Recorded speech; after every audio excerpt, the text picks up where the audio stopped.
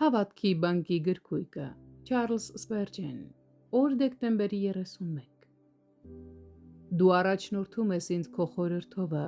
և վերջը փառքով կընդունես ինձ Սաղմոս 73-րդ գլուխ 24-րդ խոսք Օր օրի, տարեց տարի,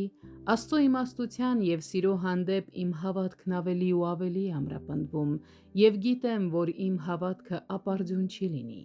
Նրա ոչ մի բարի խոսք երբեք անպատասխան չի մնացել և վստահ եմ, որ դրանցից ոչ մեկը երբեք անտեսված չի մնա։ Այսպիսով հանձնվում եմ նրա ձեռքերի մեջ ինձ առաջնորդելու համար։ Ես չգիտեմ, թե որ ուղին ընտրեմ, Տերը կընտրի իմ ժառանգությունը ինձ համար։ Ես խորհրդի և օգնության կարիք ունեմ, քանի որ իմ պարտականությունները բարդ են